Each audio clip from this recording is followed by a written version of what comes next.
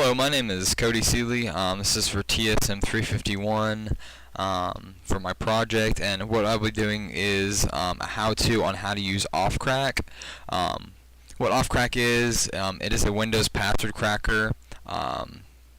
This type of software uses rainbow tables, which are pre-computed lookup values of hashed values, and what it does is it cracks LM and NTLM hashes. LM hashes are used by older Windows operating systems such as Windows 95, Windows 98, and Windows XP. NTLM hashes are used by newer Windows operating systems such as Windows Vista and Windows 7. For this demonstration, we're going to be using an OPHCrack live CD. What a live CD is a Linux distribution that's installed on a CD. It already has the software program OPHCrack already installed, and the advantage of using this live CD is it gives us access to the encrypted SAM database on the Windows hard drive when it's not running. It's not booted into the operating system. So with that being a quick introduction, we are going to get into it, and I'm going to show you how to crack the password. The requirements for OPHCrack is we need OPHCrack live CD, ISO, we need ISO to disk burning software, and we need a flash drive. And then we also need to download the rainbow tables for the specific operating system in which we're going to be doing the password cracking. Alright, first you're going to open up an internet browser. I'm going to use Firefox. Then we're going to go to OPHCrack's website. It is ophcrack.sourceforge.net. And then we're going to click on download. And then this is the page for the live CD. We're going to click on XP live CD, and we're going to download the ISO. Once you have the ISO downloaded, use some sort of burn software such as Image Burn to create a DVD. And then once you have the DVD burnt to where you'll actually be able to boot to it, we're going to download the rainbow tables. We're going to go back to the main website, and we're going to click on tables, and this is the list of all the tables that are available through SourceForge. There are free rainbow tables as well as paid ones. We're going to download the Vista rainbow tables, which is for the NTLM hashes, which are used for newer Windows Vista and 7 operating systems. So we're going to download those. The tables are in a zip file. We'll have to extract the zip file, and then you're going to copy the files into a external storage such as your flash drive or external hard drive. Now when you boot up into OPHCrack, you're going to be presented with this menu, and you're going to choose the first option, the OPHCrack Graphic Mode Automatic, and then it's going to eventually go through some processes, and then it'll eventually boot up into a Linux distribution with OPHCrack.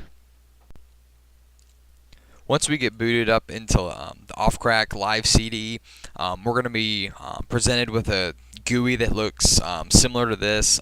It's not going to look exactly to mine because I'm actually using a real version of Ubuntu for this demonstration. The first thing we need to do before we start using OPHCrack is we need to open a terminal, and we'll go to Application, Accessories, and then Terminal. And then once we have the terminal open, we're going to use a command sudo fdisk space -l. And what this command does, it outputs information regarding any hard drives that or flash drives that are connected that Linux recognizes.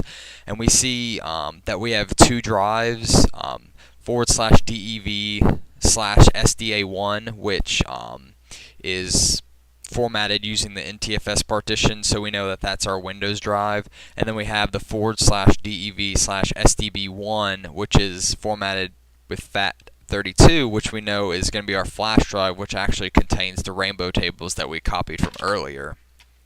Now, the first thing we need to do to be able to mount these drives so we can actually have access to them is we need to make a directory for these two devices. So we're going to use sudo mkdir, which stands for make directory, and then we're going to name the folder /mnt/ntfs for our Windows partition. And then that's going to make the directory in that folder path. And then we're going to do the exact same thing for our flash drive partition, except instead of NTFS, we're going to call it FAT32. Now that we have those directories created, we can mount the appropriate drives to the appropriate directories. And to use that, we're going to use sudo space mount and then /dev/ and then we're going to look up back to our fdisk output, and we see that SDA1 is our Windows partition, so we're going to mount that to the NTFS directory.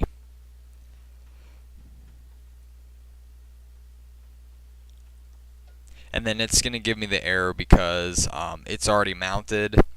But for yours, it won't give you that same error. And then we're going to mount the same thing for the flash drive.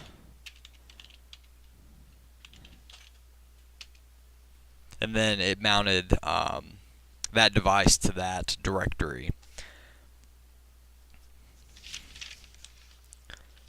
Now that we have both of our drives mounted, we need to verify that the mounts are correctly working. To do that, we're going to go to Places, and then Computer, and then we're going to go to the File System, and we're going to check our mount. And we see both the folders that we created, and we're going to check our FAT32, and we see that there is our flash drive with the information with our rainbow tables, and then the NTFS is going to be having all the Windows folders, which is going to look something like this. Now that we finally have all of the prerequisites for OPHCrack, we can now open OPHCrack. And to do this, we're going to open a terminal, and then typing in the command OPHCrack, and then hitting enter, and it's going to automatically open the program. It's a simple interface. It's not very difficult to use and get through the different options. The first option is an optional option. You see the number of threads. That is just used for to enhance cracking speed, and we're going to change the value to the number of CPU cores plus 1, and since I have a quad core, I'm setting mine to 5. If you do change this value, you will have to restart your computer. Now the next thing we're going to do is we are going to install the rainbow tables. We're going to click on the tables, and then we're going to click install. It's going to ask for the directory that's the tables are located in. So if you're using a flash drive, you're going to open your flash drive directory, which is located in your mount/FAT32 folder. And mine is going to be located in my Ubuntu folder, and we see LM and NT tables. Since we're cracking a Windows 7 password, we're going to use the NT tables. So click on it and hit open. And then you'll see that it's located, it has a green dot, which means that it's enabled and installed in OPHCrack. Now the next thing we're going to do is we're going to load the encrypted SAM database, which has all of the username and hash values that we're going to be using against this rainbow table. So we're going to click load and hit encrypted SAM, and it's going to ask for the location of the encrypted SAM file. Now this is located on your Windows partition, so for you it's going to be /mount/ntfs, and then it's going to have the all the contents of your Windows partition. You're going to go to the Windows folder in the root directory, and then you're going to scroll down and open the System32 folder. Once you open up the System32 folder, it could take a couple seconds for it to open. That's just a normal process.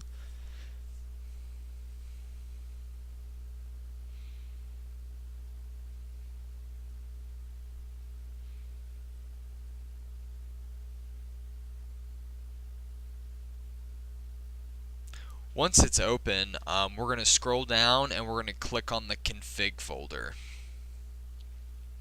And then you're going to hit open, and it's automatically going to import the information into the OPHCrack program.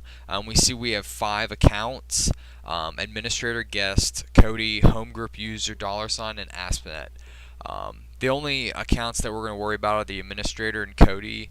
The home group users and the ASP.NET are groups that we don't need, and the guest count we're going to get rid of as well because we see that the NT password is empty, which probably means that the guest account isn't even enabled. So we're going to delete that one as well. Now that we have our rainbow table loaded and both accounts issued in the table, we can finally hit the crack button to start cracking the password. And it's going to load the table into RAM, and then it's going to start a brute force attack before it runs a rainbow attack. And that just makes sure that if there's any really short passwords that are easily guessable, then it's going to be able to crack those in an extremely short amount of time. Now I'm fast forwarding it through the crack, and we see that after 38 seconds it was able to crack both the passwords.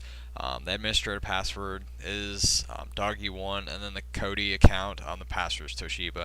So we have successfully cracked 2 accounts without admin rights to the Windows partition.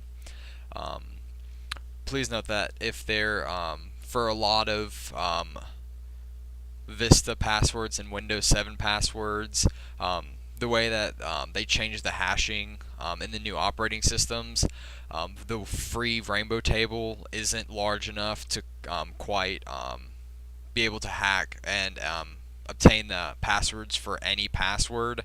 A lot of the more advanced ones actually cost money, so the Vista free one is actually more dedicated to a lot more simple passwords, which is why I set them to this. Thank you for listening to this presentation, and if you have any questions, please ask.